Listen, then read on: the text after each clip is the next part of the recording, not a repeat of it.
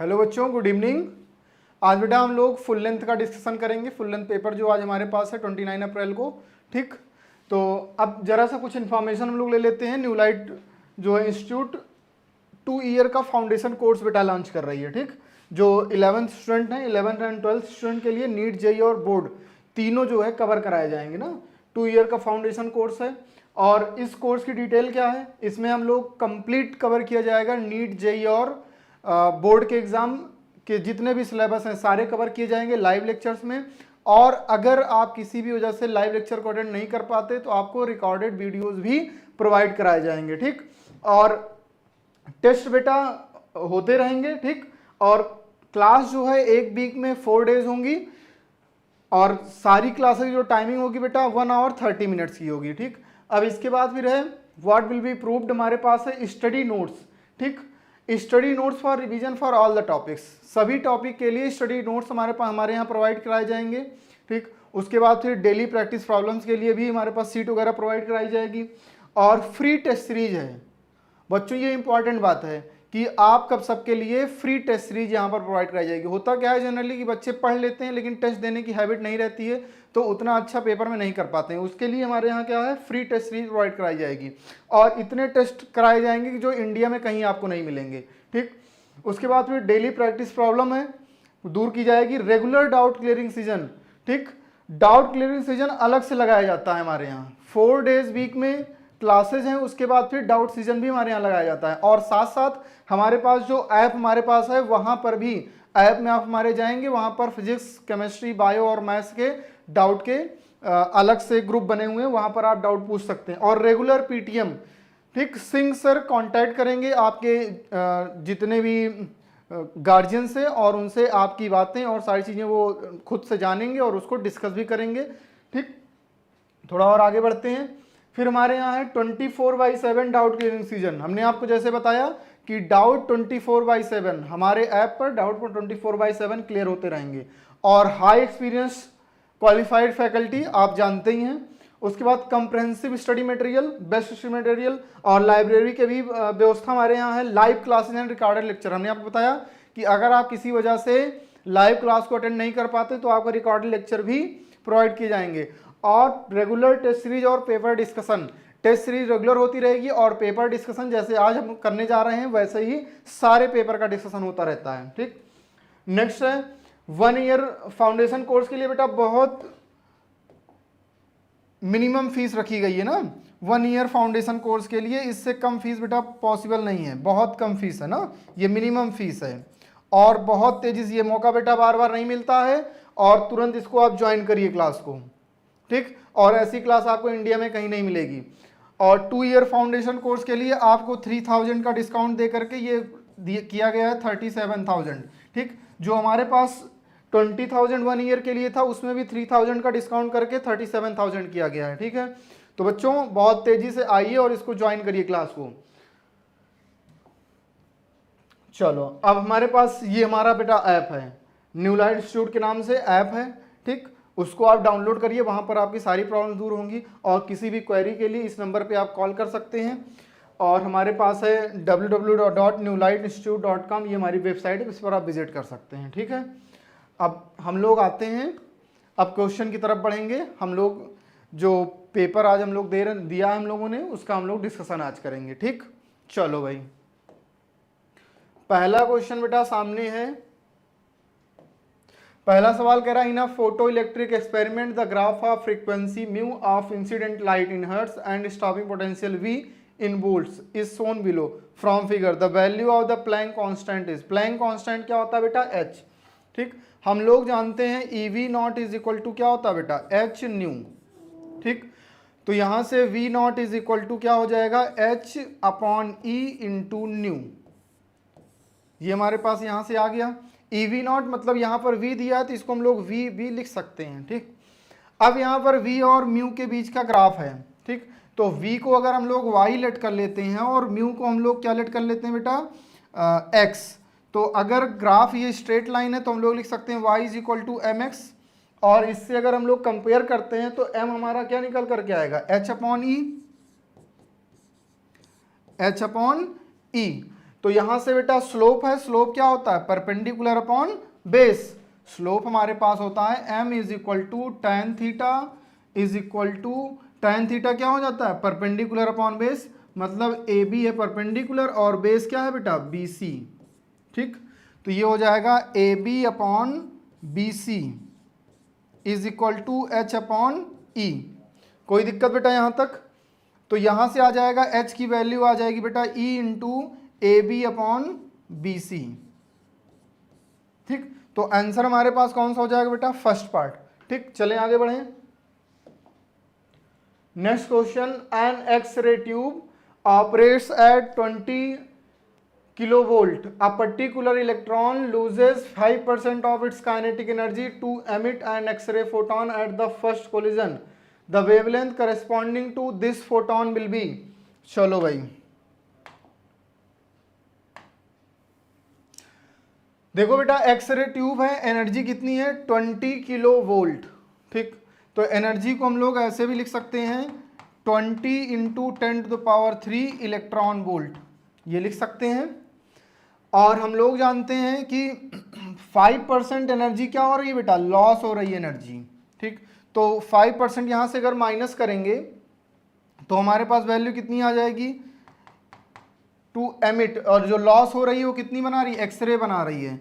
तो 5/100, 5%, 5/100 into 20 into 10⁻³। ठीक, तो ये वैल्यू कितनी आ जाएगी, 0.05 इंटू 20 इंटू 10⁻³ इलेक्ट्रॉन वोल्ट। ठीक, यहाँ तक कोई दिक्कत बच्चा नहीं है। और जब इसको थोड़ा और सॉल्व करोगे तो ये वैल्यू बेटा अपने पास आ जाएगी 1 इंटू 10⁻³ इलेक्ट्रॉन वोल्ट।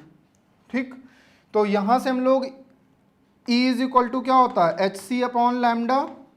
ठीक, तो यहाँ से लैम्डा को अगर बेटा सॉल्व करके हमें फाइनल वैल्यू पता होती है 1240 अपॉन V। ठीक, तो ये NM में होता है ना, NM में निकल करके आता है।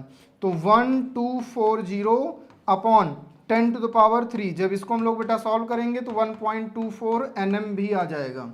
ठीक, तो ये आंसर कौन सा हो जाएगा, 1.24 NM। अच्छा, अगर ये फार्मूला बेटा हमें नहीं याद है तो हम लोग क्या कर सकते हैं, डायरेक्ट यहाँ पर वैल्यू ये लगा सकते हैं, lambda is equal to H C upon E. H की वैल्यू हम यहाँ पर रखेंगे 6.6 इंटू 10⁻⁻34 और सी 3 इंटू 10⁸ अपॉन ई की वैल्यू बेटा कितनी दी गई है, 1 इंटू 10⁻3। और जब इसको सॉल्व करेंगे तब भी बेटा सेम वैल्यू आएगी ना। क्लियर होगी बात? चलो आगे बढ़ते हैं नेक्स्ट क्वेश्चन की तरफ बेटा। Third, the dependence of binding energy per nucleon Bn on the mass number A is represented by, mass number A से रिप्रेजेंट किया जा रहा है। और हम लोग बेटा जानते हैं कि जो हमारे पास बाइंडिंग एनर्जी पर न्यूक्लियन का जो ग्राफ निकल करके आता है वो हमेशा हम लोग जानते हैं ऐसे बढ़ता है, ऐसे बीच में, और ये 56, A इज इक्वल टू 56, मतलब Fe 56 पर मैक्सिमम होता है और उसके बाद फिर ऐसे डिक्रीज करने लगता है ना, इस तरफ से। ठीक, तो आंसर कौन सा हो जाएगा बेटा हमारे पास, फर्स्ट पार्ट हमारा आंसर हो जाएगा। इस बात का जरा हमें ध्यान देना है। ठीक, तो ये ग्राफ बेटा हम लोगों को ध्यान रहता ही है। आगे बढ़ते हैं। Two sample X and Y contains equal amount of radioactive substance if 1/16 of the sample 1/16 of the sample X, ठीक, and 1/2256 of the sample Y remains after 8 hours, then the ratio of half periods of X and Y। हमें बेटा half life find करना है X का और Y का, उसका ratio में फाइंड करना है। तो उसके पहले ये कह रहा है 1/16 हो रहा है 8 आवर में। ठीक, तो पहले हम लोग n is equal to n naught 1/2 to the power n हम लोग पढ़ते हैं। तो ये है 1/16 है, power is equal to n naught, 1/16 n naught by 16, n naught cancel, 1/2 to the power n। तो ये वैल्यू बेटा आ जाएगी 1/2 टू द पावर 16, मतलब 4 हो जाएगा, 1/2 टू द पावर n। तो n की वैल्यू कितनी आ गई बेटा, 4। तो ये n जो आया 4 का मतलब क्या हो गया, 4 हाफ लाइफ लगा इसको 1/16 होने में। कितने हाफ लाइफ लगे, 4 हाफ लाइफ। तो 8 को अगर 4 से डिवाइड करेंगे, टी हाफ किसका, x का, कितना आ जाएगा बेटा 8/4, 4 हाफ लाइफ लगा तो इसका हाफ लाइफ कितना आ गया 2 आवर। ठीक, अब इसी तरह y का अगर हम लोग निकालते हैं तो ये बन गया 1/256 is equal to 1/2 to the power n। तो इसको हम लोग लिख सकते हैं 1/2 to the power 8, 1/2 to the power 8 is equal to 1/2 to the power n।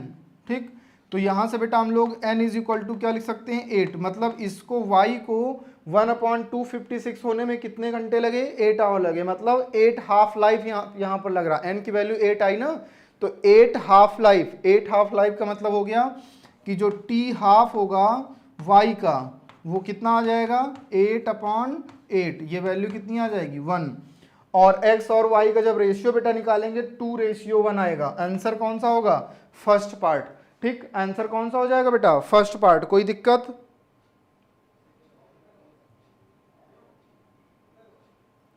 चलो भाई आगे बढ़ते हैं। ठीक, नेक्स्ट क्वेश्चन की तरफ बेटा बढ़ते हैं। Two liquids A and B are at temperature 32 degree Celsius and 24 degree Celsius when mixed with equal mass। Equal मास के साथ इसको हम लोग क्या करते हैं, मिक्स कर रहे हैं। मास देखो बेटा इक्वल है। Temperature of the mixture is found to be 28 degree Celsius, then specific heats of the ratio. Specific heat का रेशियो पूछ रहा है। देखो बेटा हम लोग कैलोरीमेट्री के प्रिंसिपल में पढ़ चुके हैं, टी मिक्सचर क्या होता है, M1S1 θ1 plus M2S2 θ2 upon M1S1 plus M2S2। अच्छा, ऐसे भी हम लोग कर सकते थे कि यहाँ पर लगा देते M1S1 θ1 माइनस थीटा, दी गई हीट इज इक्वल टू ली गई हीट M2S2 θ2 माइनस थीटा। यहाँ पे थीटा माइनस θ2 लिख देते ना, थीटा माइनस θ2, क्योंकि ये हीट को ले रहा है। तो इससे भी हम लोग सॉल्व कर सकते थे। और जब इसी को बेटा सॉल्व करोगे तो थीटा की वैल्यू यही निकल करके आएगी, जिसको हम लोग टी मिक्सचर या फिर थीटा मिक्सचर हम लोग बोल देते हैं। ठीक, सेम चीज निकल कर आएगा, सेम आंसर आएगा। बताओ M1 की वैल्यू कितनी है, m है, सेम मास है। S1 नहीं पता है, θ1 बताओ बेटा कितना है 32 है, और M2 फिर से m है, S2 नहीं पता है, और θ2 कितना है बेटा 24। ठीक, अपॉन फिर से M1 m इंटू S1 नहीं पता, plus M2 m into S2 S2। ठीक, तो ये बेटा m कॉमन लेकर के हम लोग काट देंगे, और थीटा मिक्सचर कितना है 28 है। ठीक, 28। और जब इसको बेटा हम लोग सॉल्व करेंगे 28S1 plus 28S2 is equal to, यहाँ पर आ जाता है बेटा 32S1 प्लस 24S2। अब जरा सा अगर इसको इधर हम लोग लेकर के आते हैं तो माइनस का 4S1 हो जाएगा, और जब ये इधर जाएगा बेटा तो 24 माइनस 28 माइनस का 4S2। तो यहाँ से बच्चा S1 अपॉन S2 का रेशियो क्या आ जाएगा, ये कैंसिल करेंगे 4/4, 4/4 कितना आ जाएगा बेटा 1:1। आंसर क्या हो जाएगा, थर्ड पार्ट। चलें आगे बढ़ें नेक्स्ट क्वेश्चन की तरफ। Consider two hot bodies B1 and B2 which have temperature 70 and 60 degree Celsius respectively at time t is equal to 0। The temperature of the surrounding. देखो बेटा हमें सराउंडिंग का टेम्परेचर दिया है, ठीक, कितना है 40 डिग्री सेल्सियस, और ये 60 है और ये 70 है। ठीक है, ratio of respective rates of cooling. Rates of cooling का मतलब हमारे पास ये न्यूटन लॉ ऑफ कूलिंग का सवाल हो गया। न्यूटन लॉ ऑफ कूलिंग में हमसे क्या बोलता था, minus dt upon dt is directly proportional to T1 या T माइनस टी नॉट या T1 माइनस थीटा, कुछ भी लिखा होता है ना।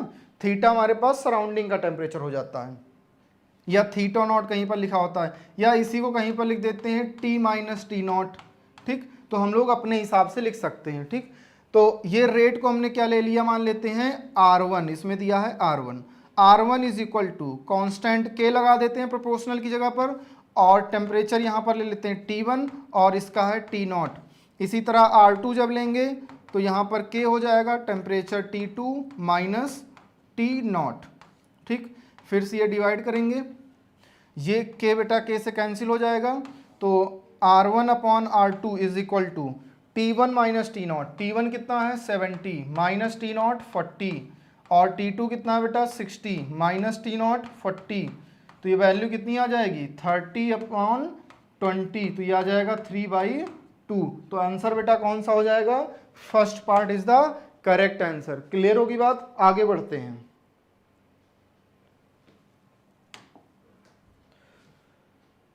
2 मोल ऑफ N2 गैस, 2 मोल है बेटा N2 गैस, चले भाई 2 मोल है बेटा N2 गैस 27 पर। ठीक, 2 मोल N2 gas at 27 degree Celsius. तो हमारे पास N2 गैस है, मतलब ये डायटॉमिक है, और टेम्परेचर कितना है 27, और 1 मोल हीलियम गैस, हीलियम मतलब mono atomic, -73। Find the T mixture of the mixture. इन दोनों जब मिलाया जाता है तो टी मिक्सचर हमें फाइंड करना है। टी मिक्सचर का फॉर्मूला, इसमें स्पेसिफिक हीट वगैरह नहीं है तो फिर हमें वो लगाने की कोई ज़रूरत है भी नहीं।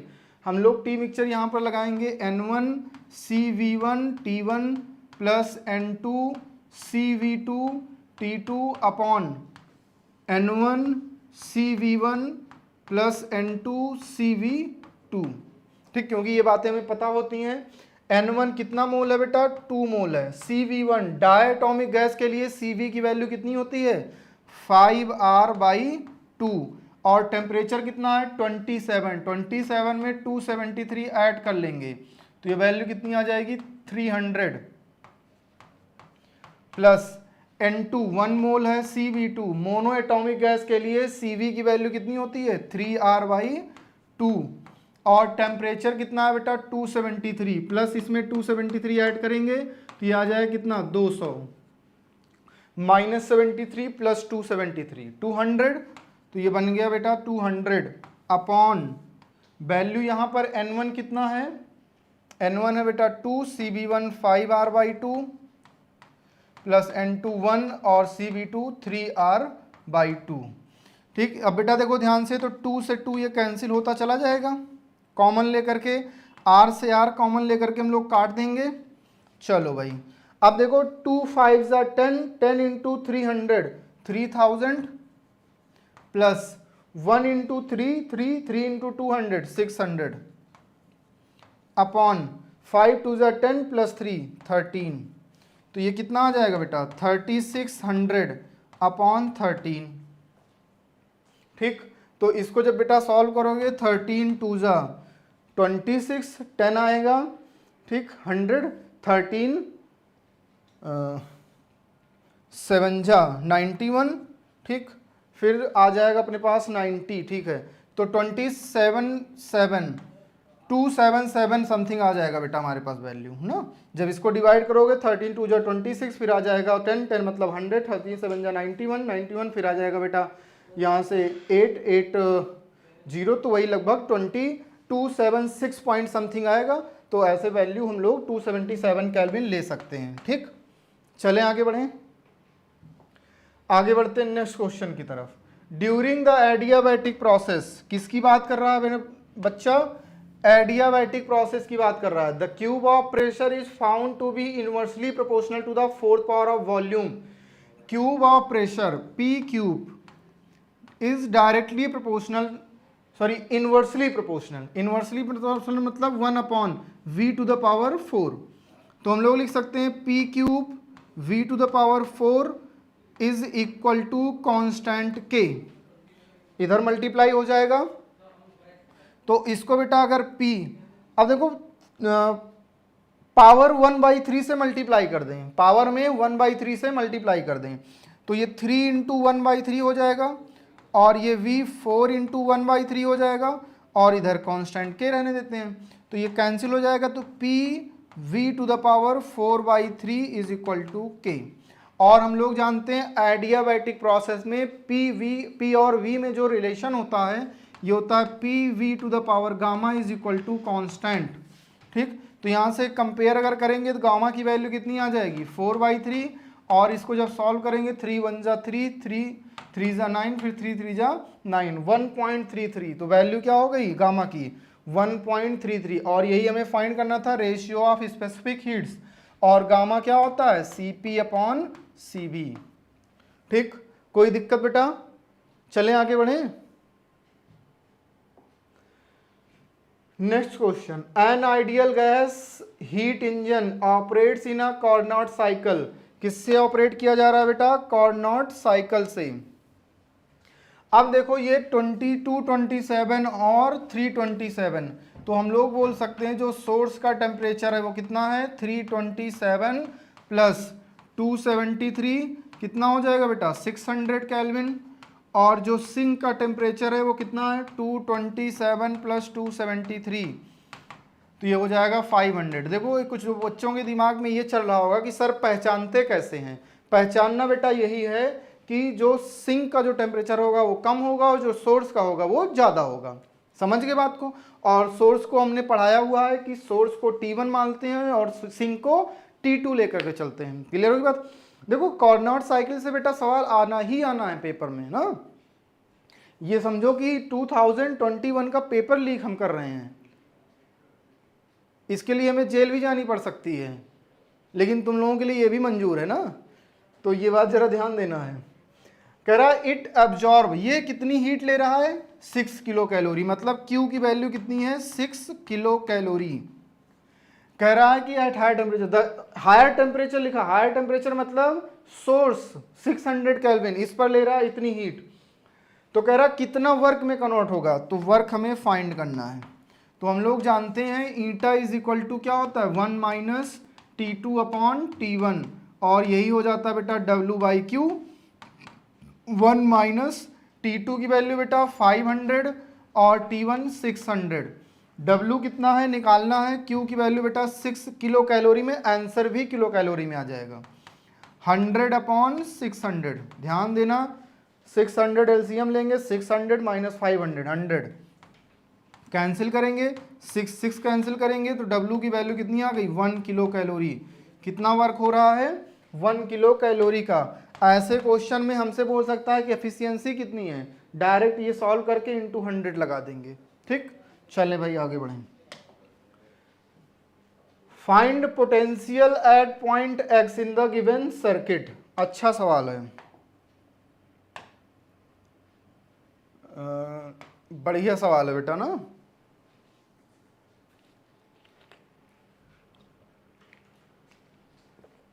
ट्राई करो बेटा। देखो इधर, अब देखो ये तीन हमें साफ साफ दिख रहे हैं, किसमें है पैरेलल, पैरेलल में है तो 1/3 प्लस 1/3 प्लस 1/3 कितना हो जाएगा 3/3, मतलब 1 हो गया, ये बन गया 1, ये 4 और ये 4 दोनों मिलकर के बना लेंगे 2। ठीक, चलो इधर फिर बना देते हैं बेटा, ये 6 वोल्ट है, ये है बेटा अपने पास 2, फिर ये बन जाएगा बेटा ये 2 पहले से है, और फिर ये वाला 1, ये बन गया कितना 1 बन गया, और उसके बाद फिर 13 वोल्ट की बैटरी, उसके बाद फिर ये 2 ओम का रेजिस्टेंस ये यहाँ लगा हुआ है, ये X हो गया।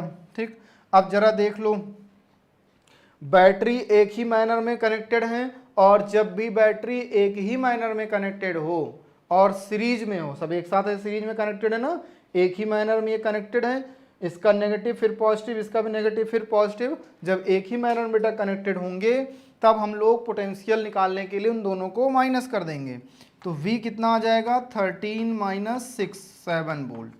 ठीक, अब जरा रेजिस्टेंस देख लेते हैं 2 2 2 1, तो सारे सीरीज में है तो सबको ऐड करेंगे तो रेजिस्टेंस कितना हो जाएगा R net 2 plus 2 plus 2 plus 1 is equal to 7। ठीक, ध्यान देना है जब भी सीरीज में हो, अगर मैनर सेम हो बैटरी के कनेक्शन का तो माइनस करके नेट वोल्टेज निकाल लेते हैं, अगर मैनर डिफरेंट हो तब ऐड कर लेंगे तब नेट वोल्टेज निकल करके आएगा। तो आई करंट कितनी जा रही है बेटा, V बाई आर नेट, तो 7/7 कितना हो जाएगा बेटा 1 एम्पियर। अब देखो 1 एम्पियर करंट जा रही है, मान लेते हैं यहाँ से ऐसे निकल रही होगी 1 एम्पियर, तो ऐसे निकल रही है, ऐसे आ रही होगी। हमने बड़े वाले बैटरी से हमने निकाल दिया, ठीक, बड़ी वाली बैटरी से निकालना बनता भी है, अच्छी बात है। अच्छा यहाँ पर ये वाला पॉइंट देखो, ये अर्थ से सीधे कनेक्टेड था, तो यहाँ पर पोटेंशियल क्या है 0, ठीक। हमें किसका निकालना है, एक्स का, तो एक्स से चलना शुरू करते हैं और यहाँ पर पहुँच जाते हैं 0 वाले पर। तो क्या लिखेंगे, x माइनस 0 या इसको Vx minus 0 is equal to, यहाँ पोटेंशियल क्या है 0। फिर चलेंगे तो कौन सा टर्मिनल मिल रहा है, नेगेटिव टर्मिनल, तो माइनस का 6। फिर आगे बढ़ेंगे तो करंट कितनी आ रही है 1 एम्पियर की, ठीक, और हम जा रहे हैं ऊपर, करंट नीचे आ रही है अपोजिट डायरेक्शन में, तो फिर नेगेटिव साइन 2 × 1। फिर हम आगे जा रहे हैं, करंट इधर आ रही है अपोजिट डायरेक्शन, फिर से -2 × 1, तो ये कितना आ जाएगा 6 - 4 मतलब माइनस का 10 वोल्ट। तो आंसर कौन सा हो जाएगा, सेकेंड पार्ट। बात क्लियर हुई बेटा, हमारी बात को बहुत ध्यान सुनना, जिंदगी में सवाल तुम्हारे कभी गलत हो ही नहीं सकते हैं जब तुम हमारी बात को ध्यान सुनोगे, ठीक। करना क्या है, जहां तुम्हें जाना है इसका निकालना था, कोई एक पॉइंट ले लो, चाहे इधर से इधर चले जाओ या फिर इधर से इधर चले जाओ, जहां तुम्हें जाना हो उधर तुम चले जाओ, कोई दिक्कत की बात है ही नहीं, ठीक। तो हम इधर से इधर मान लो जा रहे थे, हमने देखा भाई v इधर से इधर जाना है, तो final initial minus final Vx minus V0 कर दिया, नेगेटिव टर्मिनल मिला तो माइनस का 6। जा रहे हैं ये अपोजिट डायरेक्शन में आ रहा है, -2 × 1, जा रहे हैं अपोजिट डायरेक्शन में आ रहा है, -2 × 1, वहीं पहुंच गए, ऐड कर लिया, -10 आया। अब आपके दिमाग में ये चल रहा होगा, सर इधर से जाएं तो चले जाओ भाई, करंट देखो ऐसे निकल रही है, ये आएगी ऐसे जाएगी, तो क्या लिखेंगे Vx माइनस 0 कौन सा मिला 2 × 1 एम्पियर करंट जा रही है, जिस डायरेक्शन जा रहे हैं उसी डायरेक्शन करंट जा रही है तो पॉजिटिव, फिर माइनस का 13, फिर इधर जा रहे हैं जिस डायरेक्शन जा रहे हैं उसी डायरेक्शन में करंट 1 × प्लस का 1 × 1, तो ये हो जाएगा -2 + 1 3 -3 कितना हो जाएगा बेटा ये माइनस का 10, तो वैल्यू सेम आ गई। तो इस बात का जरा ध्यान देना है। आगे बढ़ते हैं, the EMF of standard cell balance, बहुत अच्छा सवाल है यार, मतलब मज़ेदार, मज़ा आ गया, ठीक, मज़ा आएगा। सिंपल सी बात है, हमें कुछ नहीं पता है, हमें कुछ भी नहीं पता है, लेकिन हमें एक बात पता है कि जब भी पोटेंशियोमीटर की बात होती है तो हमें एक बात पता होती है, E1/E2 क्या होता है, L1/L2, इतनी बात पता है, ये पता ही होगा। अब देखो इधर पहले मान लेते हैं कि ऐसे कुछ था EMF, E1 इसका मान लेते हैं E था, ठीक है, E ले लो, इसका ले लो R इंटरनल रेजिस्टेंस। अब कह रहा एक संट रेजिस्टेंस और लगा दिया गया, संट रेजिस्टेंस ऐड कर दिया गया 2 ओम का, ठीक, R हमने ऐड कर दिया। तो अब जो हमारे पास नेट रेजिस्टेंस आया वो कितना आया R + R, तो करंट इसमें कितना जा रही होगी E/R + R, तो इसके अक्रॉस अब पोटेंशियल हम लोग देख लेते हैं, इसके अक्रॉस पोटेंशियल, जब शंट रेजिस्टेंस लगा दिया तो शंट रेजिस्टेंस के अक्रॉस पोटेंशियल मतलब EMF, उसको हमने नाम दे दिया E2 = I × रेजिस्टेंस क्या है R है, तो E/R + R × 2, ठीक, ये E2 आ गया। तो E1 को हमने मान लिया है E, E2 को हमने मान लिया बेटा E/R की वैल्यू यहां पर क्या रख सकते हैं 2 × 2 = लेंथ, पहले कितना था बैलेंस 150, और जब शंट रेजिस्टेंस ऐड कर दिया तो नल पॉइंट हो गया 100 पर, 100, 5 × 3 = 15, 5 × 2 = 10। अब बताओ बेटा E से E उड़ जाएगा, अब 2 + R ऊपर जाएगा, अपॉन ये 2 बचेगा और यहाँ पर आ जाएगा 3/2, 2 से 2 उड़ेगा, 2 प्लस आर कितना हो जाएगा 3, तो आर की वैल्यू 3 माइनस 2 1, तो ये आंसर कौन सा आ गया 1 ओम। ध्यान क्या देना था, पहले केवल यही लगा था, ई था ईएमएफ, उसका इंटरनल रेजिस्टेंस मान लिया हमने आर। तब हमें एक बात पता है, E1/E2 is equal to L1/L2। ये अपनी जिंदगी में बेटा उतार लो, जिंदगी में भयंकर परिवर्तन आएगा, पोटेंशियोमीटर का सवाल आएगा तो तुरंत आंसर निकल करके आएगा, केवल यही बात याद रहे। तो अब E2 निकालने के लिए हमने देखा कि भाई इसमें रेजिस्टेंस, इसमें करंट कितनी जा रही है, तो net potential upon net resistance R plus R series में दिख रहे हैं, तो इसके cross potential difference E2 is equal to I into R, E/R plus R into 2 हो गया। ठीक, R रेजिस्टेंस 2 है, तो E/R की वैल्यू 2 प्लस R शंट की वैल्यू 2 है, इंटू 2 150/100 सॉल्व करने के बाद कितना आ गया 1 ओम। क्लियर, आगे बढ़ते हैं। An electric bulb is rated 220 volt 100 वाट, इतना है रेटेड। तो भाई R निकालो कितना हो जाएगा V स्क्वायर, या P इज इक्वल टू क्या होता है V स्क्वायर अपॉन R, तो R is equal to V square upon P, 220 into 220 upon P की वैल्यू है 100। भाई इसको काटेंगे कितना हो जाएगा 484, कितना हो गया 484 ओम रेजिस्टेंस आ गया।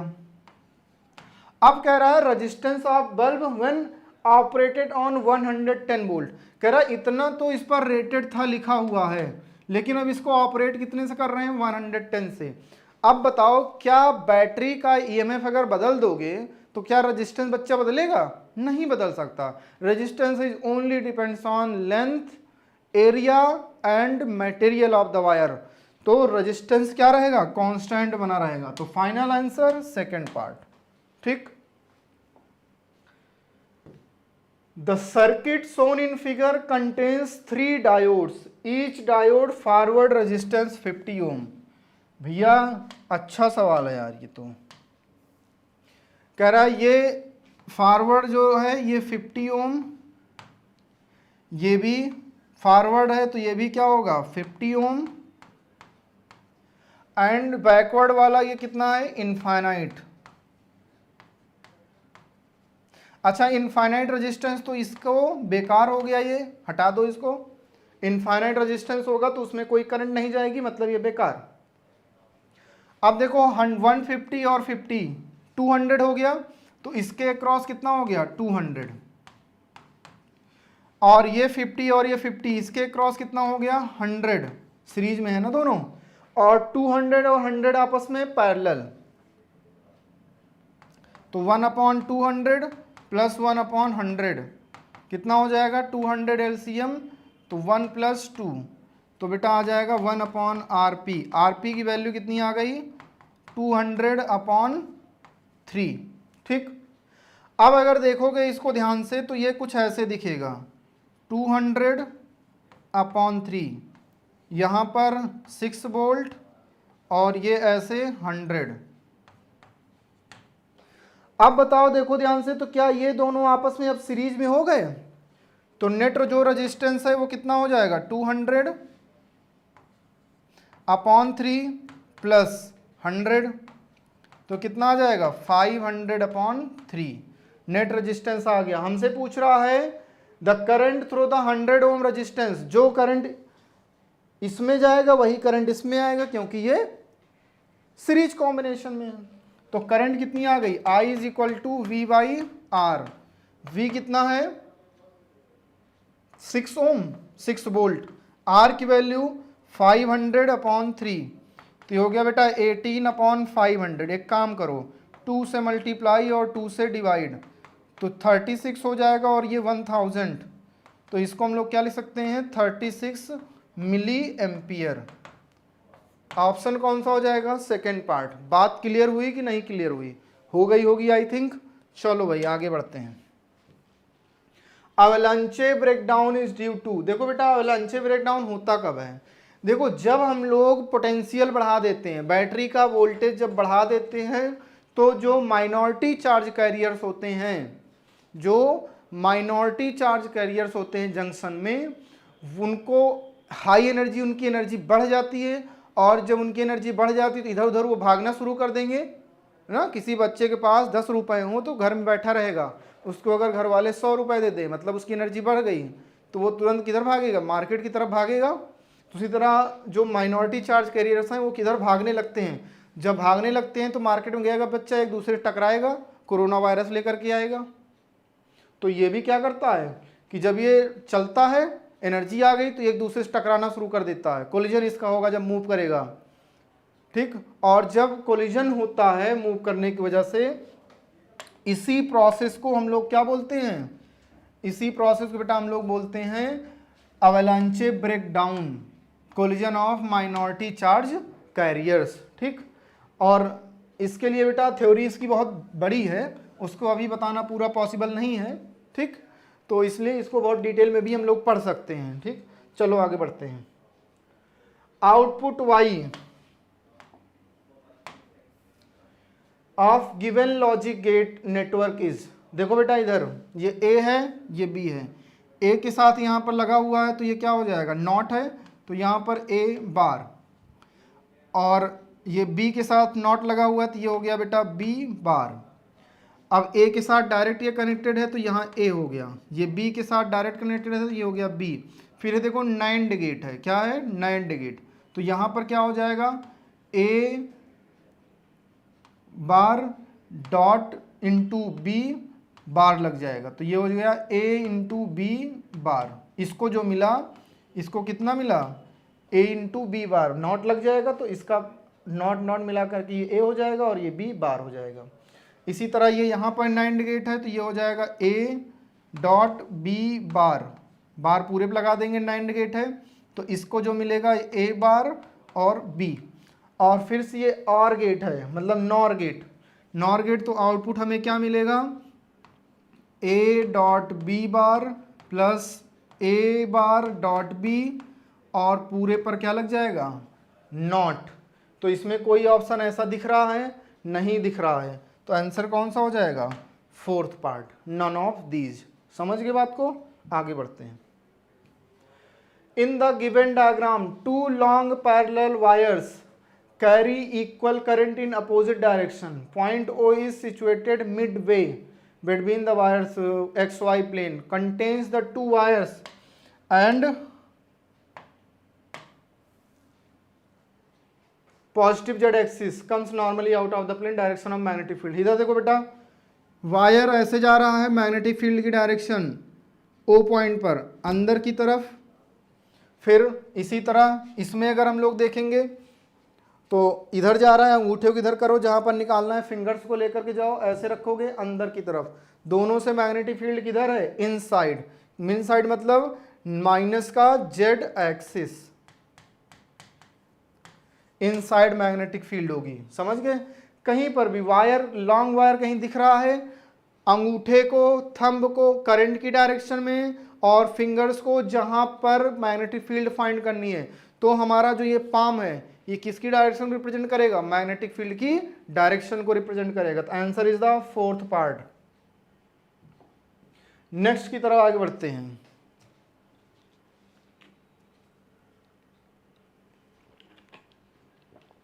अ cube made of wires, a cube made of wires of equal length is connected to a battery as shown in figure. The magnetic field at the center of the cube. देखो बेटा, जितनी current आ रही है उतनी current बाहर निकल रही है, मतलब कि flux B dot d l is equal to mu naught I. I की वैल्यू क्या है, 0 है, तो B डॉट डी एल अपने पास क्या आ गया, 0 आ गया। तो यहाँ से B की वैल्यू मैग्नेटिक फील्ड कितनी हो जाएगी, 0 हो जाएगी। तो answer is the fourth part. जितनी करंट बैटरी दे रहा है उतनी करंट बैटरी वापस लेगा, तो कोई फ्लक्स उसके अंदर नहीं होगा। जब फ्लक्स नहीं होगा तो फील्ड भी 0 होगी। The magnetic field lines due to bar magnet are correctly shown. देखो बेटा, मैग्नेटिक फील्ड लाइंस के बारे में एक बात बहुत फेमस है, ठीक। मैग्नेटिक फील्ड लाइंस के बारे में एक बात बहुत फेमस है कि ये हमेशा जैसे चार्ज, पॉजिटिव चार्ज से इलेक्ट्रिक फील्ड लाइंस निकलती थी और कहाँ पर जाकर के मिलती थी, नेगेटिव चार्ज पर। नॉर्थ पोल से मैग्नेटिक फील्ड लाइंस निकलेंगी और कहाँ पर मिलेंगी, साउथ पोल पर। देखो भाई पूरा प्रोसेस कहाँ हो रहा है, नॉर्थ से ये निकल रहा है, इसमें देखो ऐसे जा रहा है, ये साउथ के पास गया, उसके बाद फिर अब निकलने के लिए फिर से इसको अंदर जाना पड़ेगा ना, ठीक। तो ये फिर से अंदर जाएगा, फिर ऐसे मूव करेगा और पूरा लूप, क्योंकि ये क्लोज लूप बनाते हैं, magnetic field lines formed closed loop. और ये तो क्लोज लूप नहीं बना रही भाई, ऐसे ये चल रही है, यहीं पर आकर के रुक जा रही है, सही ये भी ये दिख रहा है, लेकिन ये साउथ से निकल रहा है, तो ये तो गलत ही हो गया। साउथ से निकल रहा है, ये निकल रहा है नॉर्थ से निकल रहा है, लेकिन ये ऐसे चल करके ऐसे वापस आ जा रहा है ना, क्लोज लूप ये नहीं बना रहा है, तो ये गलत हो गया। अब ये देखो, ये यहाँ से एक सेकंड, ठीक, नॉर्थ पोल, हाँ इसके देखो बेटा, ये यहाँ से ऐसे निकल रहा है, ठीक। अब यहाँ पर लेकिन इसकी डायरेक्शन अब उल्टी ऐसे जाना चाहिए ना, अब डायरेक्शन इसकी ये होनी चाहिए, अब इसकी डायरेक्शन इधर यहाँ अंदर दिखा रहा है, जो कि गलत हो गया। और इसमें देखो ऐसे निकल रहा है, ऐसे मूव कर रहा है, पूरा क्लोज लूप बना रहा है, ये डायरेक्शन, ठीक। तो इसीलिए ये वाला आंसर सही हो जाएगा। Magnetic field lines north pole से निकलेंगी, साउथ पोल पर जाएंगी, पूरा क्लोज लूप बनाएंगी, या बोल सकते हैं कि बाहर जो दिखाई पड़ रही नॉर्थ से साउथ दिखाई पड़ेगी और जो अंदर दिखाई पड़ेगी वो साउथ से नॉर्थ दिखाई पड़ेगी। क्लियर? नेक्स्ट क्वेश्चन, अ प्लेन मिरर रिफ्लेक्टिंग अ रे of incident light is rotated through an angle theta about an axis through the point of incidence in the plane of the mirror perpendicular to the plane of the incidence, then reflected ray does not rotate। ठीक है, इधर देखो बेटा, ये मान लेते हैं अपने पास मिरर है, प्लेन मिरर, ये इस पर ऐसे नॉर्मल होगा, ये लाइट रे ऐसे आ रही है किसी एंगल मान लेते हैं थीटा पर, तो रिफ्लेक्ट होकर के जाएगी भी सेम एंगल थीटा पर। हमसे कह रहा है कि प्लेन मिरर को रोटेट करा दो, प्लेन मिरर को एंगल थीटा रोटेट करा दो। अब बेटा देखो, इसको एंगल थीटा ऐसे रोटेट करा रहे हैं, जब इसको एंगल थीटा रोटेट कराएंगे, जो नॉर्मल सीधा आ रहा है वो नॉर्मल कुछ ऐसा हो जाएगा, ऐसे का रोटेट करा देंगे तो अब जो नॉर्मल है वो कुछ ऐसा होगा, नॉर्मल भी थीटा बेंड कर गया, और जो लाइट रे जो आ रही थी अब वो कुछ ऐसे निकलेगी, थीटा और पहले ऐसे निकल रही थी थीटा पर, अब थीटा और जुड़ गया, तो टोटल थीटा ये खुद बेंट होगी रिफ्लेक्टेड रे, और थीटा प्लेन मिरर का, तो थीटा प्लस थीटा जुड़कर कितना हो गया, 2 थीटा। तो हमारे पास रिफ्लेक्टेड रे कितने एंगल पर रोटेट करेगी, 2 थीटा पर। बात एक बार फिर समझो, ये थी लाइट, सरफेस था, ये नॉर्मल था, ये एंगल मान लेते हैं थीटा पर आ रहा था, ठीक, और ये जा रहा है थीटा पर। अब इसको आपने रोटेट कराया तो नॉर्मल भी थीटा बेंड कर जाएगा। नॉर्मल थीटा बेंड करने का मतलब क्या हो गया कि ये जो रिफ्लेक्टेड रे है ये भी थीटा बेंड करेगी, तो रिफ्लेक्टेड रे कितना बेंड कर गई, थीटा, और जो ये एंगल था इसका, जो ये थीटा जो ये रोटेट किया है अपना मिरर, तो ये भी थीटा और रोटेट किया है, तो थीटा ये, और जो ये थीटा और रोटेट किया इसका, तो थीटा और थीटा दोनों जुड़कर कितने बन जाएंगे, 2 थीटा। या ऐसे बोल सकते हैं इसका थीटा और रिफ्लेक्टेड रे का थीटा दोनों मिल करके रिफ्लेक्टेड जो हमारे पास एंगल निकल करके आएगा वो कितना हो जाएगा, 2 थीटा। बहुत ज़्यादा दिमाग नहीं लगाना है, कभी भी सवाल आ जाए अगर रोटेट कर रहा हो तो जस्ट डबल कर देना ना, जस्ट डबल, कहीं भी 30 हो तो 60 कर देना, 60 हो 120 कर देना, हमेशा अपने दिमाग में याद रखना, बहुत दिमाग लगाने की जरूरत नहीं है। The graph shows how the reciprocal of magnification produced by a converging lens. भाई कन्वर्जिंग किसकी लेंस की बात कर रहा है, कन्वर्जिंग लेंस की बात कर रहा है।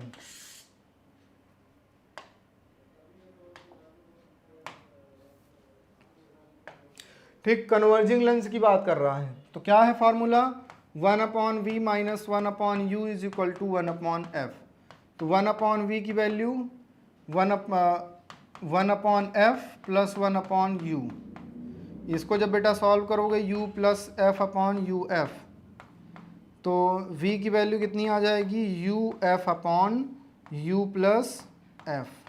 ठीक, ये v आ गया और m is equal to magnification m is equal to V by U, तो 1 अपॉन m में ग्राफ ले रहा है ना, तो ये पलट के हो जाएगा u upon V, u upon v की वैल्यू अगर रखेंगे बेटा तो ये बन जाएगा यू एफ और ऊपर चला जाएगा u plus F.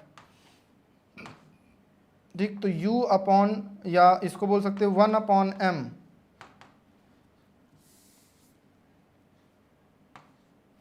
One upon M is equal to, अब देखो जरा सा बेटा, u plus F upon F. ठीक, तो यहां से बन सकता है बेटा u plus F upon F, यहां तक कोई दिक्कत नहीं है। और हमसे पूछ क्या रहा है, हमसे पूछ रहा है बेटा फोकल लेंथ। ठीक है, तो 1 अपॉन एम और u के बीच का बेटा ये ग्राफ है, 1 अपॉन एम और u के बीच का ग्राफ है, जरा सा समझ लेते हैं। अब यहाँ से देखो तो इसको हम लोग लिख सकते हैं 1 अपॉन एफ यू, या इसको और अगर सॉल्व कर लो थोड़ा सा। ठीक, तो इसको अगर हम लोग और थोड़ा सा सॉल्व कर लें तो यहाँ लिख लेते हैं ना, 1 upon M is equal to, divide करो एफ से, तो F upon F plus U by F, cancel करेंगे तो 1 upon M is equal to U by F plus 1। कोई दिक्कत यहाँ तक नहीं है। चलो भाई, अब हमारे पास पता चल गया 1 upon M is equal to 1 by F into U plus 1। तो ये ग्राफ किसके बीच बन गया, y is equal to M X plus C. Y क्या हो गया, 1 upon M Y axis, x क्या हो गया u एक्स एक्सिस, और c क्या है 1 है। तो 1 अपॉन एफ क्या है बेटा, स्लोप है, 1 अपॉन एफ स्लोप हो जाएगा, slope is equal to 1 upon F. चलो भाई, अब जरा स्लोप को हम लोग tan थीटा बोलते हैं। tan थीटा क्या होगा, परपेंडिकुलर अपॉन बेस, परपेंडिकुलर हो गया b अपॉन बेस हो गया c। तो यहाँ से f निकालने के लिए पलटना पड़ेगा, तो वैल्यू हो जाएगी c by B. Answer third part. सबसे पहले सॉल्व करके हमने इसको चेंज किया, तो स्लोप कितना हो गया 1 upon F, 1 upon F slope हो गया। स्लोप क्या होता है, tan theta, tan theta is the perpendicular upon base, perpendicular is b, base is c, b by c, तो f की value c by b। Clear. Two particles of masses 1 kg and 2 kg।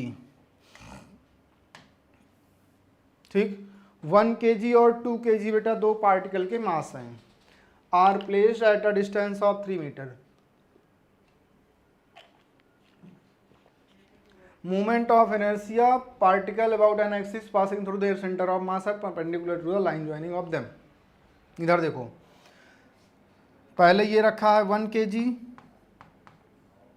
और ये बेटा रखा है 2 kg। ठीक, 1 kg and 2 kg। अब इसको भी ओरिजिन मान लो, पहले सेंटर ऑफ मास की पोजीशन तो पता कर लें, इसको ओरिजिन मान लेते हैं। तो ये डिस्टेंस कितनी है 3 मीटर, जब इसको ओरिजिन मान लिया तो ये कितने पर है 0,0 पर, और ये 3,0 पर। तो एक्स एक्सिस एक्स निकाल लें, इसी लाइन पर होगा।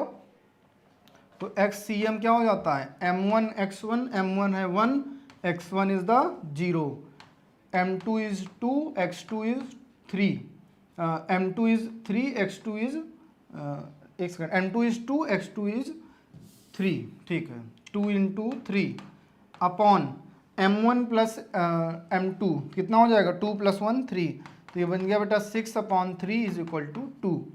तो यहाँ पर 2 सेंटीमीटर पर, यहाँ से 2 सेंटीमीटर पर या 2 मीटर पर बोल सकते हैं, हमें सेंटर ऑफ मास मिल गया।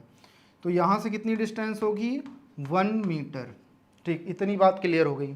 यहाँ से डिस्टेंस पता चल गई 1 मीटर और यहाँ से 2 मीटर। तो सेंटर ऑफ मास ये ऐसे है, ऐसे पास कर रहा है सेंटर ऑफ मास। ठीक, बीच से इसके यहाँ से ये इसी परपेंडिकुलर, यहीं से निकालना है मोमेंट ऑफ इनर्शिया। तो moment of inertia I is equal to mr square m1 r1 square plus m2 r2 square दूसरे वाले का। तो m1 है बेटा 1 kg, r1 कितना है 2, 2 का स्क्वायर 4, m2 कितना है 2 और 1 का स्क्वायर 1, 4 + 2 कितना हो जाएगा 6 kg मीटर स्क्वायर। आसान सवाल है ना। चलो भाई आगे बढ़े। A disk and a sphere of same radius but different masses rolls off on two inclined plane of same altitude। Altitude क्या है बेटा, सेम है ना,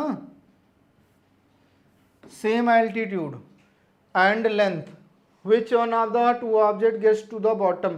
देखो एक अपने पास है डिस्क है, दूसरा स्फीयर है। डिस्क हो गया और दूसरा स्फीयर है, तो कितने एक्सेलरेशन से ये रोल करते हैं जरा ये पता कर ले। ये हमें पता होता है, बता भी चुके हैं कई बार, g sin theta upon 1 + k² r²। और डिस्क के लिए अगर k/r² की बात करें तो कितनी होती है 1/2, हाफ mr² से भाई, half mr² is equal to m × k², तो k/r² की वैल्यू 1/2। तो उसमें जब रखेंगे तो एक्सेलरेशन कितना आ जाएगा डिस्क के लिए, g sin थीटा अपॉन 1 + 1/2, तो मतलब 2/3 करके आ जाएगा g sin थीटा। और जब यही बात करते हैं स्फेयर के लिए तो 1 इसका हो जाता है बेटा 2/5 mr² स्फेयर के लिए, और यहाँ पर mk², तो ये m से m कैंसिल, तो k/r² की वैल्यू 2/5। तो इसके लिए स्फेयर के लिए g sin थीटा अपॉन 1 + 2/5, तो ये हो जाएगा बेटा 5/7 g sin थीटा। अब देख लो किसकी वैल्यू बड़ी है, इसको जब सॉल्व करोगे बेटा 0.66 आ जाएगा, और जब इसको सॉल्व करोगे 0.7 समथिंग आ जाएगा। तो बड़ी वैल्यू किसका एक्सेलरेशन ज़्यादा है, इसका ज़्यादा है स्फेयर वाले का, तो पहले कौन पहुंचेगा, जिसका एक्सेलरेशन ज़्यादा तो स्फेयर वाला पहले पहुंचेगा। ठीक, नहीं डिपेंड्स ऑन, नहीं मास पर डिपेंड करता ही नहीं है। चलो next, the following figure shows two concentric spherical shell of mass m1 and m2 at which of the following at which point a particle of mass m shall experience 0 force. देखो बेटा एक काम करो, अभी इसको चार्ज लेकर के चलो, इसको चार्ज ले लो Q1, इसको चार्ज ले लो Q2। ठीक, क्योंकि जैसे ग्रेविटेशनल फील्ड वैसे ही इलेक्ट्रोस्टैटिक फील्ड, जैसे ही ग्रेविटेशनल फोर्स वैसे ही इलेक्ट्रोस्टैटिक फोर्स, एक ही चीज़ है। देखो इससे इस वाले स्फेयर से कौन सा हॉलो स्फेयर स्फेरिकल सेल है, तो इसके अंदर फील्ड 0, तो इसके अंदर फोर्स 0। जब फील्ड नहीं तो फोर्स नहीं। सेल के अंदर फील्ड 0 होती है, जब फील्ड 0 तो फोर्स 0, क्योंकि चार्ज 0 होता है। अच्छा यहाँ पर ये इस सेल के अंदर इस एरिया में फील्ड होगी, क्योंकि इसका जो चार्ज है इस वाले का, ये अपने से बाहर की तरफ क्या जनरेट करेगा, फील्ड जनरेट करेगा। इसलिए यहाँ पर C पॉइंट पर फोर्स 0 नहीं हो सकता, और बाहर भी जनरेट करेगा और बाहर ये भी जनरेट करेगा, तो B और A पॉइंट पर भी नहीं हो सकता। कहाँ पर 0 होगा, केवल इनसाइड, जो सबसे अंदर होगा। क्यों, क्योंकि वहाँ पर कोई इलेक्ट्रिक फील्ड नहीं होगी। क्यों नहीं होगी, क्योंकि उसके अंदर चार्ज नहीं है। ठीक, तो आंसर कौन सा हो जाएगा, D part. Next question, at surface of earth weight of a person 72 Newton. अच्छा सवाल है। एक आदमी है जो अर्थ सरफेस पर है, उसका वेट कितना रखा है 72, तो जी तो ठीक है, अभी इसका 72 रहने देते हैं ना, 72 इसका है वेट। ठीक, तो यहाँ से जी की वैल्यू ना हो तो निकाल लो, 72/m अर्थ सरफेस पर। अब जब ये अर्थ सरफेस से ऊपर जा रहा है, अर्थ सरफेस पे ऊपर जाने पर जी की वैल्यू कम होती है, और नीचे जाने पर भी जी की वैल्यू कम होती है। दोनों केस में ऊपर जाएगा तो जी इफेक्टिव कितना हो जाएगा बेटा, g/1 + h/r का होल स्क्वायर, यही है फॉर्मूला। g/1 + h की वैल्यू बताओ कितनी है, r/2 यहाँ पर r पहले से है, होल स्क्वायर कैंसिल करेंगे तो ये आ जाएगा g अपॉन 1 प्लस 1/2, मतलब चलो डायरेक्ट लिखते हैं बाद में, g अपॉन डायरेक्ट अब लिखते हैं 2 + 1 3/2, ऊपर जाएगा 2 मतलब 4g/9। समझ में आई बात? तो यहाँ से g इफेक्टिव या फिर ठीक है 4/9, और g की वैल्यू कितनी निकाला है बेटा? g की वैल्यू कितनी निकाली है? 72/m, और यहाँ पर 9 है, ये 9 8 जा 72, तो m इधर आ जाएगा, m इंटू जी इफेक्टिव। अब जो वेट निकल करके आएगा वो कितना होगा? 4 × 8 32 न्यूटन। बात समझ में आई? जी इफेक्टिव ले लो, फिर मास से मल्टीप्लाई कर दो, मास से मल्टीप्लाई कर दो, जी इफेक्टिव निकाल करके मास से मल्टीप्लाई करो, डायरेक्ट आंसर आएगा। ठीक, और कम ही होता। Two charge Q and 2Q are placed at height a/2, अच्छा सवाल है। Height a/2 and a respectively from plane of a square surface ABCD, then flux through the square surface, इस वाले सरफेस से। ठीक, अच्छा पहली चीज तो जहां पर चार्ज रखा हुआ है हमें फ्लक्स फाइंड करने के लिए वहां पर पहले एक क्लोज सरफेस बनाना पड़ेगा। ठीक, अब ये ऐसे रखा हुआ था, इसके ऊपर यहाँ कहीं चार्ज ऐसे रखा है, इसको ढकने के लिए एक और सरफेस लाना पड़ेगा। ठीक, एक क्यूब लाना पड़ेगा ना, क्यूब अगर रख देते हैं इस हाथ के ऊपर, यहाँ कहीं है चार्ज, चार्ज को ढकने के लिए एक क्यूब लाओ और ऐसे रख दो, ढक गया चार्ज ए साइड का क्यूब से। तो अब ये जो नीचे वाली सरफेस है, जो स्क्वायर प्लेट है, इससे कितना फ्लक्स पास करेगा? हम लोग जानते हैं φE1 इज इक्वल टू कितने फेसेस होते हैं? 6 होते हैं, तो Q/6ε0। अब कह रहा है 2Q चार्ज रखा ए साइड, ए साइड ऊपर। अब ए साइड के अगर क्यूब ला करके रखते हैं, यहाँ कहीं रखा है, तब तो ये चार्ज तब भी इसका ऊपर वाला बाहर रहेगा, तो इसको चारों तरफ से फिर से क्या करना पड़ेगा? ढकना पड़ेगा। कितने तरफ से? चारों तरफ से। कितने क्यूब की जरूरत पड़ेगी? 4 क्यूब की जरूरत पड़ेगी। अब कितने क्यूब की?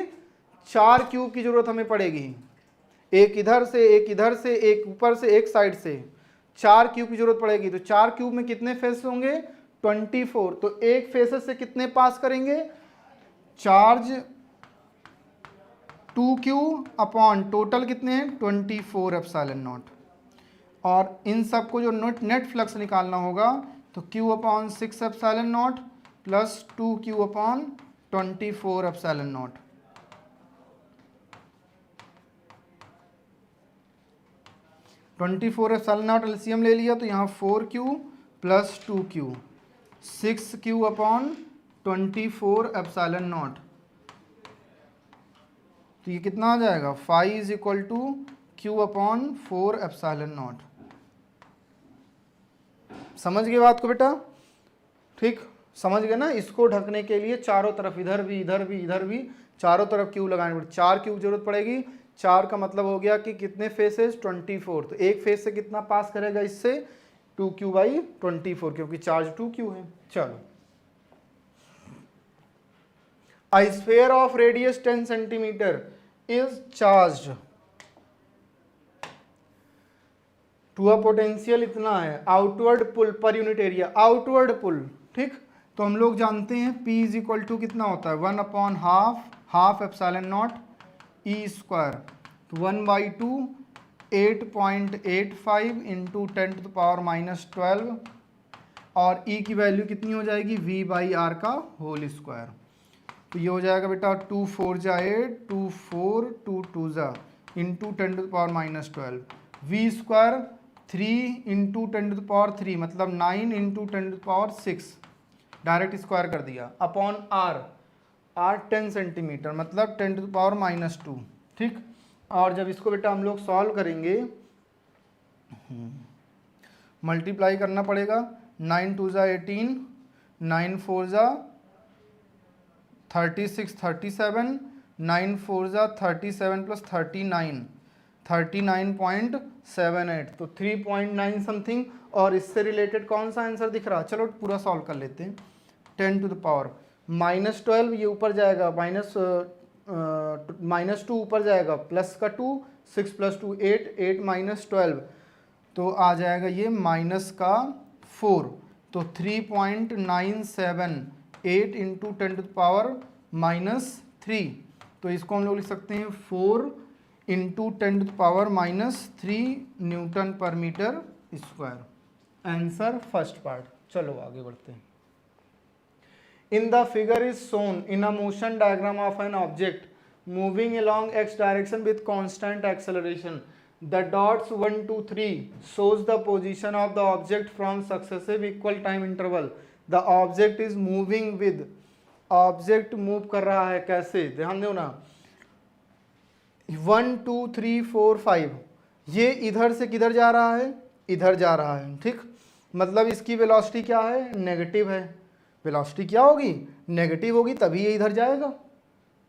भाई अगर पॉजिटिव वेलोसिटी होती इधर जा रहा होता, वेलोसिटी नेगेटिव है तभी ये इधर जाएगा, और इसी डायरेक्शन में इसको एक्सेलरेशन मिल रहा होगा, मतलब यहाँ पर रिटार्डेशन है, मतलब नेगेटिव एक्सेलरेशन है, तो एक्सेलरेशन भी नेगेटिव होगा, तभी ये नेगेटिव एक्स एक्सिस में मूव करेगा। तो आंसर क्या होगा? Negative velocity and negative acceleration, ठीक। चलो इसमें बहुत ज़्यादा दिमाग नहीं लगाना है। नेक्स्ट क्वेश्चन की तरफ बढ़ते हैं। On sounding tuning fork A है with another tuning fork B की दी गई फ्रीक्वेंसी, मतलब NA - NB बीट्स कितनी प्रोड्यूस कर रहा है? 6, तो NA is equal to minus NB कितना है? 384 इज इक्वल टू 6, तो NA इज इक्वल टू कितना हो जाएगा? 6 + 384 390 हो सकता है, या फिर 384 - 6, प्लस माइनस दोनों होता है ना, तो ये हो जाएगा 378, दो में से कोई एक वैल्यू होगी। जो बीट्स प्रोड्यूस होते हैं वो पॉजिटिव भी हो सकते हैं और नेगेटिव भी हो सकते हैं।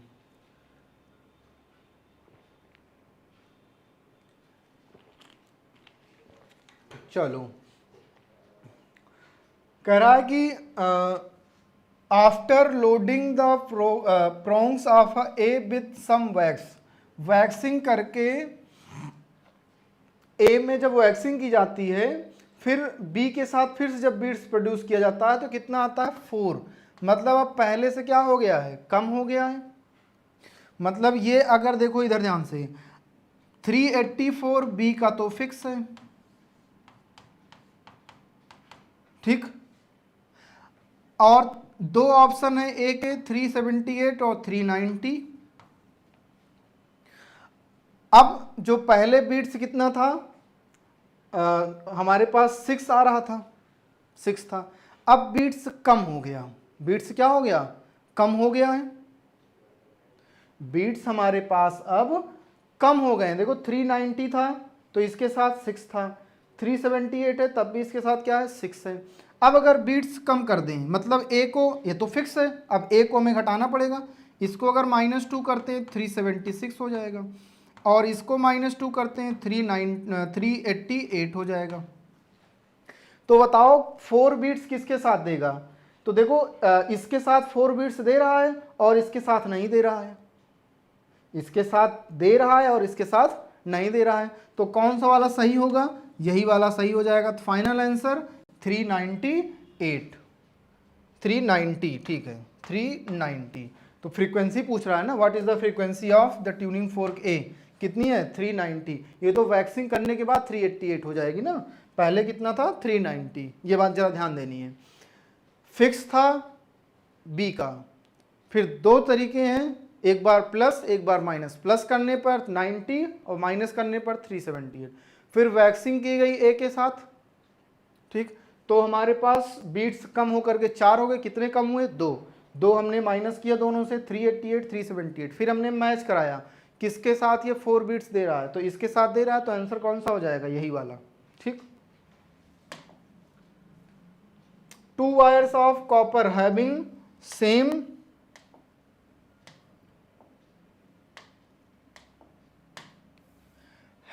The length in the ratio 4:1, ठीक है। The radius ratio 2:3 are stressed by same force, the ratio of longitudinal strain. देखो बेटा y इज इक्वल टू होता है स्ट्रेस अपॉन स्ट्रेन।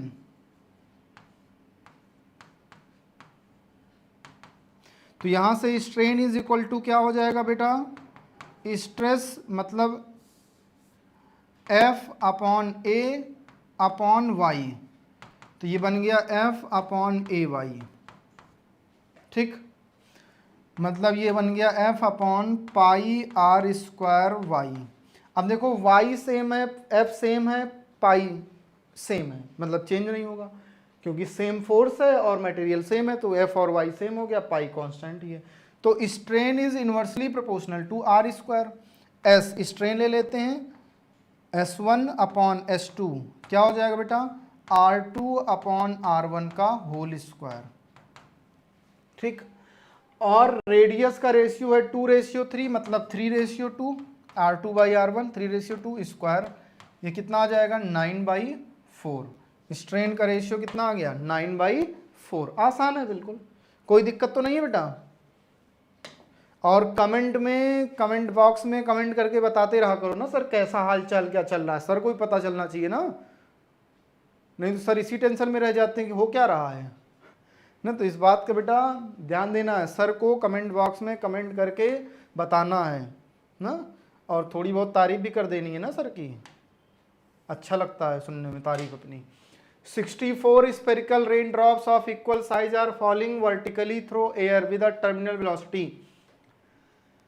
अच्छा, टर्मिनल वेलोसिटी बेटा दी जा रही है, कितनी है 1.5, और मिला करके एक बड़ी ड्रॉप बन रही है, उसकी टर्मिनल वेलोसिटी हमसे पूछ रहा है। चलो भाई, वॉल्यूम सेम होगा, 64 छोटा वाला, उसका रेडियस r, तो 4/3 पाई स्मॉल r क्यूब। बड़े वाले का radius capital R, 4/3 pi r capital cube. ये इससे उड़ जाएगा बेटा, तो यहाँ से 4 small r is equal to capital R आ जाएगा। क्या हम सही हैं? बिल्कुल सही है, 4 की पावर 3 64। और हम लोग जानते हैं terminal velocity v is equal to 2/9 r square rho minus sigma into g upon eta, कुछ ऐसा होता है। तो यहाँ पर v is directly proportional to r square, तो हम लोग लिख सकते हैं v1 upon v2 is equal to r1 square upon दूसरे वाले का r2 स्क्वायर, मतलब r स्क्वायर। एक काम करो,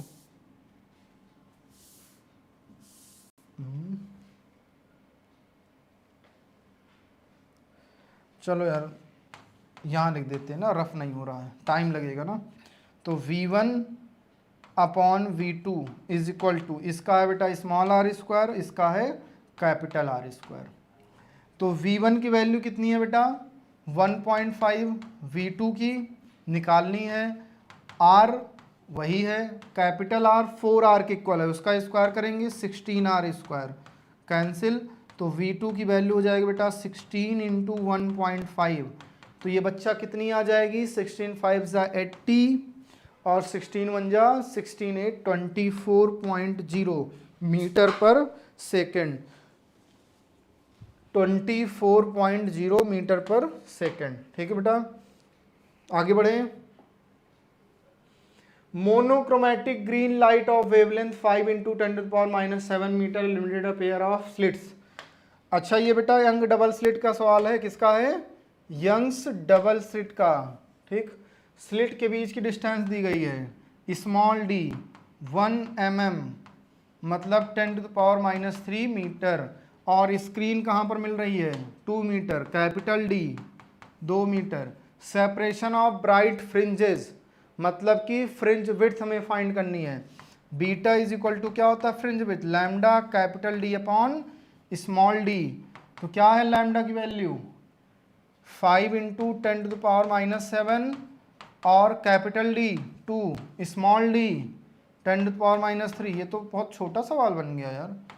10 इंटू 10⁻⁻ बेटा माइनस का 4 मतलब 10⁻³ मतलब कि 1.0 mm, हल्का सवाल है। ठीक, लेकिन ऐसे सवाल आते हैं ना पेपर में, ध्यान देना ऐसे ही सवाल आते हैं। इस बार और इजी सवाल बनने जा रहा है, हमारे बात बहुत ध्यान से बेटा सुन लो, इस बार फिजिक्स के सवाल बहुत ही आसान आने वाले हैं।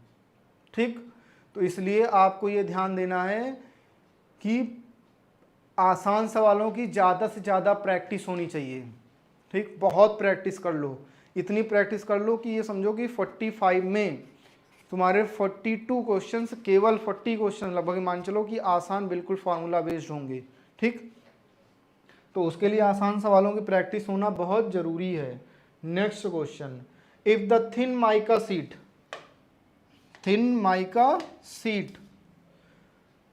thickness T and refractive index mu is placed in the path of one of the interfering beam as shown in figure, then the displacement। यार सेम क्वेश्चन है, बस इसमें डिस्प्लेसमेंट पूछ रहा है, जब नहीं रखा था अब रख दिया गया। तो इसका बेटा डिस्प्लेसमेंट जो हमारे पास होता है इसका सिंपल सा फॉर्मूला है। पहले पढ़ते थे लैम्डा डी अपॉन डी, यहाँ पर डी अपॉन डी।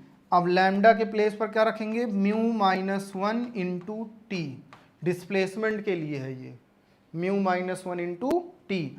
तो डी कितना है बेटा, डी है, और ये डिस्टेंस कितनी है, 2d है, इंटू म्यू माइनस 1 5/3 माइनस 1 और टी थिकनेस है, तो ये है D upon 2d into 5/3 minus 1 2/3 into T, 2 से 2 cancel, D T upon 3d। देखो बेटा आंसर कोई मैच कर रहा है, यस सर ना।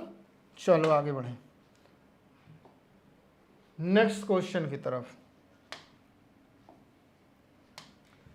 A slit, a ball is dropped from 20 meter height and after striking the ground, its 30% of energy is lost as heat. Then find the height attained by the ball after striking। इधर देखो बेटा 20 metre से आ रहा है, तो energy बताओ कितनी होगी, mgh से निकाल करके हाइट 20 mg इंटू 20, तो 20 mg हो जाएगी, इतनी एनर्जी है इसके पास।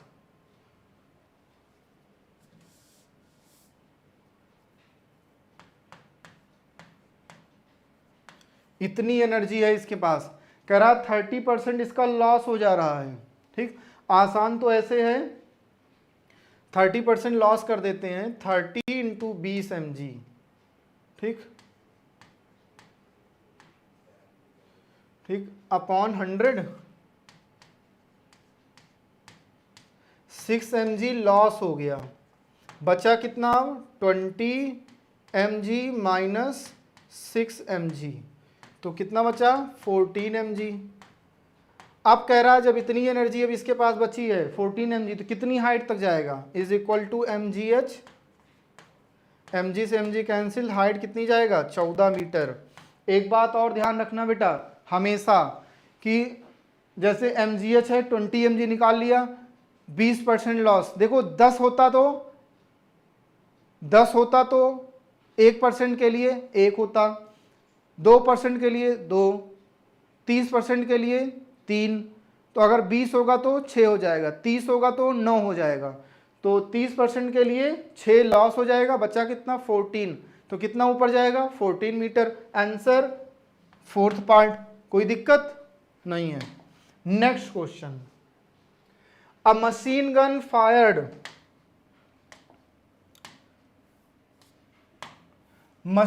Fyers a bullet of mass 50 gram with velocity, इसको बेटा सही कर लेना, 50 ग्राम है ये, 50 gram with velocity of 100 metre per second, average force acting of gun is 400 newton, then find maximum number of bullets fires per minute. कितनी bullets fire की जाएंगी भैया, सिंपल सा सवाल है, सिंपल सा formula, Newton second law, delta P upon delta T. Delta P क्या बोलता है, M into delta V upon delta T, और ये किसके लिए हो गया, एक बुलेट के लिए, कितनी बुलेट मान लेते हैं एन है, इंटू एन हमने कर दिया। फोर्स कितना है 400 न्यूटन, मास कितना बेटा 50 ग्राम अपॉन 1000, हमारी जिम्मेदारी है करना बनना क्योंकि हमें केजी में चेंज करना है, into delta we, delta we कितने से फायर कर रहा है 100 मीटर पर सेकेंड से, तो चेंज वही आएगा 1000 माइनस 0 1000, टाइम 60 पर मिनट, 1 मिनट मतलब कितने सेकेंड 60, एन फाइंड करना है, ये बेटा इससे कैंसिल, ये इससे कैंसिल, तो एन की वैल्यू 400 इंटू 6/5, 5 8 जा 40, तो ये कितना हो गया 480 बुलेट्स जाएंगी, फायर करना पड़ेगा ना। तो आंसर थर्ड पार्ट सिंपल है, F is equal to delta P upon delta T, एक के लिए n के लिए n into delta P m into delta V upon delta T, रख के वैल्यू सॉल्व कर लो, n की value 480। In a coil of resistance 10 ohm the induced current, बहुत अच्छा सवाल, जो बेटा इसको लिख दे रहे हैं 2021, अच्छा सवाल है। The induced current developed by changing magnetic flux through it is shown in figure as a function of time. The magnitude of change in flux through the coil in Weber. देखो भाई हमें क्या फाइंड करना है, change in flux, current हमें given है, current का change, तो I इज इक्वल टू पढ़ा हुआ है हम लोगों ने 1/r d phi upon d t पढ़ा हुआ है, हमें फाइंड करना है d phi is equal to I d t into R, I d t क्या हो जाएगा, एरिया इसका हो जाएगा, I into t, I d t is area. तो यहां से बेटा इसका एरिया निकालोगे हाफ बेस 0.1 और हाइट कितना है बच्चा 4, 2 2 जा 4, 0.2 एरिया आ गया, तो इतने की वैल्यू 0.2 इंटू, और रेजिस्टेंस कितना है मेरे लाल 10, कितना आ जाएगा 2 वेबर, आंसर कितना आएगा 2 weber, answer is the fourth part. चले भाई आगे बढ़े।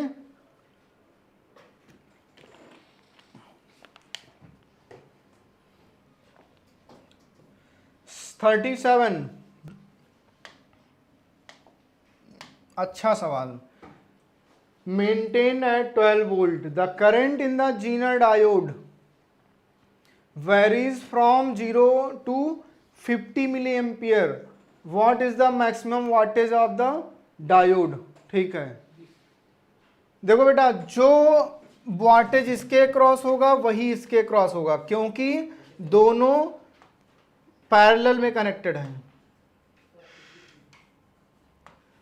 दोनों किस में कनेक्टेड हैं, पैरेलल में, ठीक। और जब बेटा दोनों में पैरेलल में कनेक्टेड होंगे, जो पावर लॉस इसका होगा वही पावर लॉस इसका होगा, और पावर की वैल्यू क्या हो जाएगी V into I, P is equal to V square upon R, और V into V by R को बेटा I पढ़ लेते हैं, तो V into I, V into I, V कितना है 12, और I की वैल्यू करंट, जो करंट कितनी है बेटा डायोड में 0 to 50 मतलब 50 मिली एम्पियर, 50 इंटू 10⁻³ तो ये हो गया 600 इंटू 10⁻³ तो इसको लिख सकते हैं 0.6 watt. Answer is the third part. Next question, for a simple pendulum the graph between, simple pendulum में हमसे ग्राफ पूछ रहा है between time period and length, ठीक, लेंथ एंड टाइम पीरियड। इधर देखो बेटा, लेंथ और टाइम पीरियड के बीच का हमसे ग्राफ पूछ रहा है। देखो इधर t is equal to 2π√L upon g, square करो, t square is equal to 4π² L upon g, ठीक।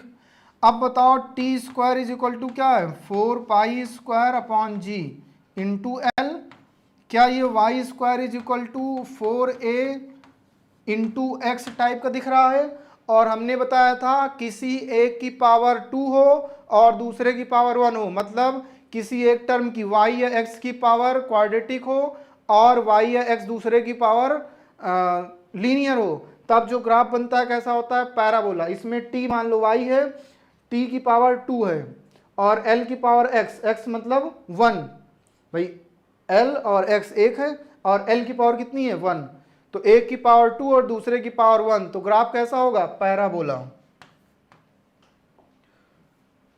If error in m, l एंड t are respectively p, q, r, then error in x, x में error, भाई ये तो सबसे आसान सवाल है, इस सदी का सबसे आसान सवाल। Percentage error in x is equal to m की पावर कितनी है अल्फा, पावर को आगे ले आते हैं और जो एरर होता है डायरेक्ट उसको मल्टीप्लाई करेंगे, कितना एरर है इनटू p, ठीक। फिर L की पावर कितनी है बीटा, बीटा को आगे ले आएंगे जो भी है उसमें एरर Q से मल्टीप्लाई, फिर पावर कितनी है गामा, गामा को आगे ले आएंगे एरर कितना है R, इतना टोटल परसेंटेज आ जाएगा। Alpha P beta Q gamma R add करेंगे सब पॉजिटिव होंगे, नेगेटिव होने का कोई सवाल ही नहीं पैदा होता है एरर में, सारी चीजें क्या होंगी पॉजिटिव होंगी। हमेशा ये चीज ध्यान रखना, किसी की पावर हो पावर आगे ले आओ मल्टीप्लाइड बाय दिस, पावर आगे ले आओ मल्टीप्लाइड बाय दिस। 40 नंबर,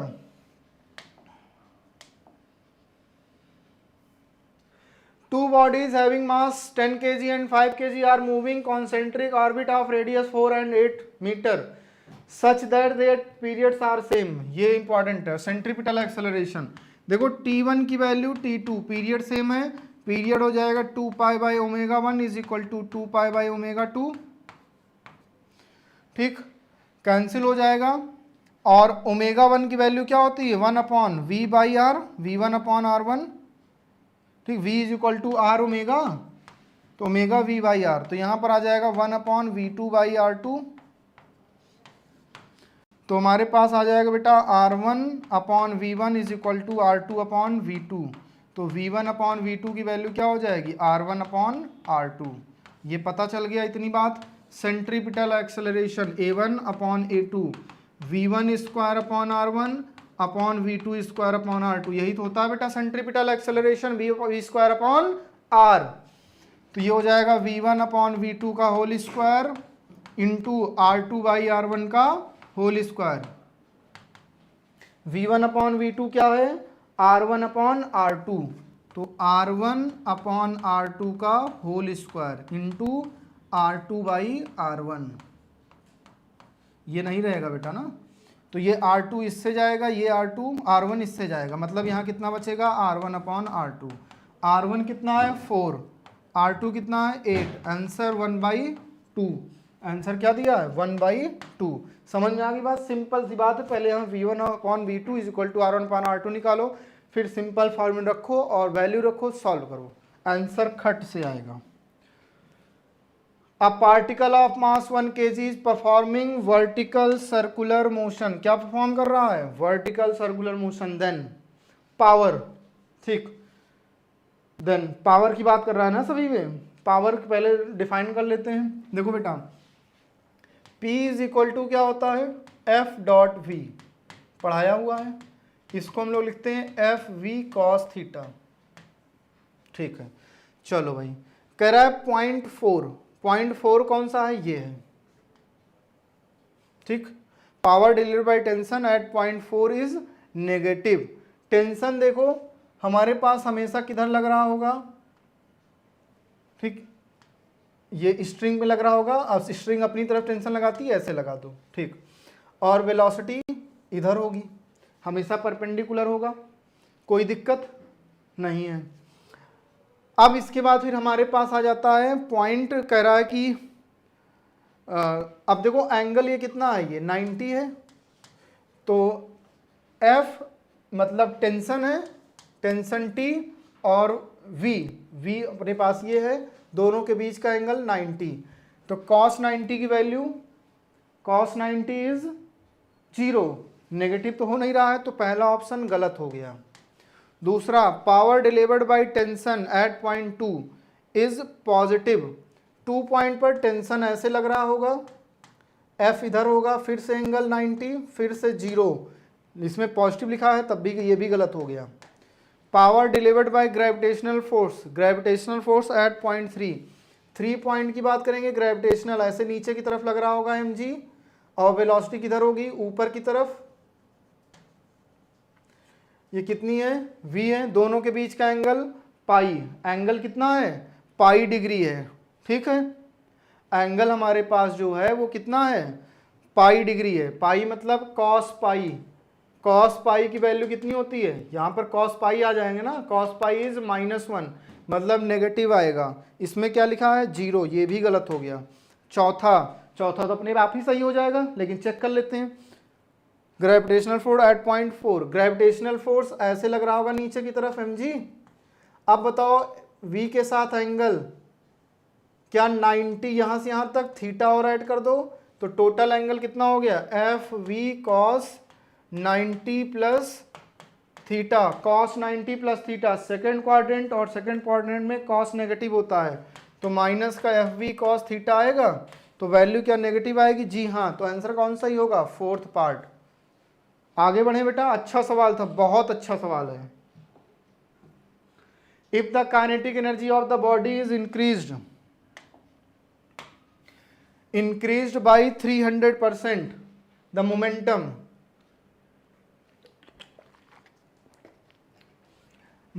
बेटा हम लोग जानते हैं P इज इक्वल टू क्या होता है √2mk। अब k को कह रहा है 300% बढ़ा दो, 300/100, अब k कितना बढ़ गया 3k, तो फाइनल कितना हुआ 3k प्लस k पहले था तो कितना हो गया 4k, तो P इनिशियल ये था, अब P final √2m into 4k, तो कितना हो जाएगा 2√2mk, तो P फाइनल अपने पास क्या हो जाएगा 2 इंटू P इनिशियल। देखो 4k रखा हमने, 4 को जब बाहर करें इंटू बाहर आएगा, 2m के अंदर है, 2m की वैल्यू P इनिशियल है, तो जो P फाइनल अपने पास है वो क्या हो गया 2 टाइम्स हो गया P इनिशियल का 2 टाइम्स हो गया, मतलब जस्ट डबल हो गया, तो बढ़ा कितना, जस्ट डबल होने का मतलब 200%। देखो बेटा जस्ट डबल हो गया, ऐसे निकाल सकते हो P final minus P initial upon P initial into 100, तो P final 2P initial minus P initial upon P initial into 100, तो कितना हो जाएगा 2 - 1 1 इंटू 100, कितना बढ़ गया 100% ये इंक्रीज कर गया। परसेंटेज इंक्रीज के लिए फॉर्मूला है। ऐसे भी हम लोग कर सकते थे, डबल हो गया मतलब कितना बढ़ गया 100%, ट्रिपल हो जाएगा कितना बढ़ जाएगा, अगर ये ट्रिपल हो जाता है जैसे ये भी डबल हुआ तो कितना बढ़ा 100%, और अगर ट्रिपल हो जाता है तो 3pi minus pi upon pi, तो मतलब 200% बढ़ गया। ठीक, ऐसे ही 4 टाइम्स हो जाता है मतलब 300% बढ़ गया, तो ऐसे हम लोग सॉल्व कर सकते हैं। ये फार्मूला केवल हमें ध्यान रहना चाहिए कि k is equal to P²/2m। एक दिन बेटा परसेंटेज इंक्रीज और परसेंटेज डिक्रीज की प्रॉब्लम को दूर करने के लिए एक क्लास लेंगे, उसमें हम तुम्हारी सारी प्रॉब्लम दूर करेंगे ना, ये बात ज़रा ध्यान देना है। Select wrong statement from the following electromagnetic waves. Wrong statement, are transverse, जी हाँ ट्रांसवर्स होता है क्योंकि ये perpendicular to the electric field and magnetic field travel कर रहा होता है। चलो सही। Travel with the same speed in all medium, सभी मीडियम में सेम स्पीड से ट्रेवल करता है, जी हाँ। Travel with the same the speed of light, जरूरी नहीं है कि लाइट की स्पीड से ही ट्रेवल करें क्योंकि इसकी अपनी स्पीड होती है v is equal to E/v, ठीक। और are produce by accelerating particle, जी हाँ ये भी सही है, ये भी सही है, ये भी सही है। गलत कौन सा है, ये वाला, तो answer third part. The charge flowing through the cell, charge flowing through the cell on closing the K is equal to, देखो बेटा जब ओपन थी तो इसमें तो चार्ज जाएगा नहीं, इसमें जा गया, इसमें तीनों में जा रहा था, तो सी किसमें है, पैरेलल में। सी और सी किसमें हो जाएंगे, पैरेलल में। पैरेलल में नेट कैपेसिटेंस का फॉर्मूला क्या होता है बेटा, C1 + C2 + C3, तो तीनों को जब ऐड करेंगे कितना हो जाएगा 3C, और 3C के साथ ये C सीरीज में, तो 1/3C + 1/C, तो 3C 1 + 3 मतलब नेट कैपेसिटेंस 3C/4, ये C इक्विवेलेंट आ गया। तो नेट चार्ज कितना निकल रहा था बैटरी से 3C/4 इंटू V, 3CV/4। ये था कब, जब की ओपन थी। अब इसको क्लोज कर दिया गया। अब जब इसको बेटा क्लोज किया जाएगा तो जो चार्ज यहाँ से आ रहा होगा ऐसे पास करते हुए ऐसे निकल जाएगा, इसमें कोई चार्ज नहीं जाएगा। अब तब फाइनल नेट, अब जो नेट कैपेसिटेंस आया वो कितना हो गया, C हो गया, तो चार्ज कितना हो गया C इंटू V। अब चार्ज कितना हो गया, CV हो गया। अब कह रहा है कि the charge flowing through the cell, cell से कितना चार्ज फ्लो करेगा, पहले कितना जा रहा था 3CV/4, तो अब CV माइनस 3CV/4 कितना आ जाएगा, CV/4। अब इतना चार्ज इसको फ्लो करना पड़ेगा, CV/4। फर्स्ट पार्ट हमारा आंसर हो जाएगा। ठीक, चले भाई। Find the value of sine 106। बहुत अच्छा सवाल, हमने बताया मैथ्स के सवाल डालेंगे, इसमें को सॉल्व नहीं करना है, बस इसमें बुद्धि लगानी है। देखो साइन है, साइन का ग्राफ कैसा होता है, कुछ ऐसा होता है। और हम लोग जानते हैं 90 डिग्री π/2 मतलब 90 डिग्री पर क्या होता है, 1 होती है वैल्यू। अब इसका 106 यहाँ कहीं होगा, 90 से थोड़ा सा ज़्यादा, मतलब वैल्यू 1 के जो बिल्कुल पास वाली वैल्यू होगी वही हमारा करेक्ट आंसर होगा। और 1 के बिल्कुल पास वाली वैल्यू कौन सी दिख रही है, 24/25। तो आंसर हमारा कौन सा हो जाएगा, फर्स्ट पार्ट। समझ के, बस इतनी बुद्धि लगानी थी और कुछ नहीं करना है। हमने इस क्वेश्चन को इसीलिए केवल रखा था सीट में कि तुम्हें ग्राफ का थोड़ा सा नॉलेज बढ़ जाए। नॉलेज ऐसे बढ़ना है, ये ग्राफ है, साइन 90 पर 1 ले रहा है, 106 बिल्कुल 90 से थोड़ा सा आगे यहाँ कहीं होगा, मतलब बिल्कुल 1 के पास वाली वैल्यू लेगा, 1 से थोड़ी सी कम लेगा लेकिन पास में जो हो। 1 के बिल्कुल पास कौन सी वैल्यू है, 24/25। तो answer is the first part. Clear होगी बात। चलो बेटा, आज हम लोग कल इसको कंप्लीट कर चुके हैं और अब हम लोग आगे मिलेंगे नेक्स्ट लेक्चर में। ठीक, थैंक यू सो मच।